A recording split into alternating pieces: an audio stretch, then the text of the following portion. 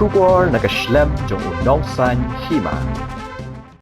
Sembut Menteri Rangba Kajala uba Presiden Tensong uba dair UMLA kapen Ursla Constituency hane kesengi habakran halor kajingram kakertong MP kaseng NPP ulaong ngidi ban pediang ya karai upat ba ula benrap na kabaong kipat ba kapen Ursla kila penjob MLA ya ula sansin bat shisian kumu MDC bat uburam ya kata bat da kajingram kumne undang la asyu ban pet benya yalade hangno uduna hangno dangdon kam ban penbet shushu ulaong makin sasyong ban perkhat bat wat ya kadau la kadai hakajala neki konstituensi Pi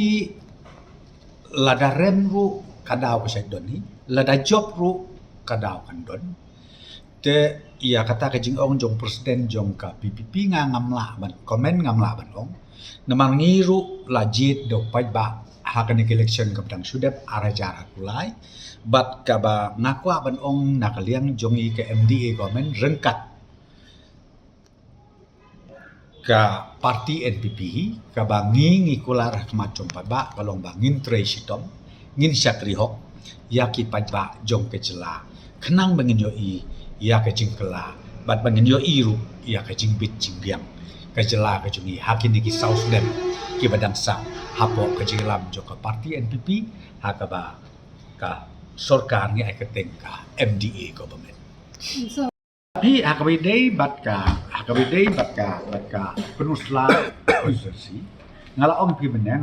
ngata mengasu generalize ni hap ban accept na respect ya ka bandit jong ki ba hapok penusla konstitusi ru hakaba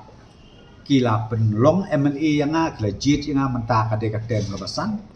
bat sitem ngalong MDC ru te ngahap ban burom ni kata let's say da ka ba ngarem kumni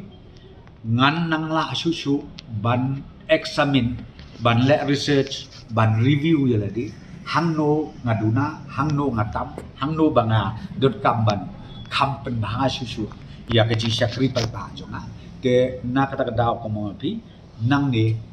ngan nang pe susu ngin ya syong ka meeting larki ong ha ka state level lane heki constituency level lu ngin ya persyang ban ya pek benia kenang ba umdei tangya ka punusla ten le ya poro ki lu portoliki konstitusi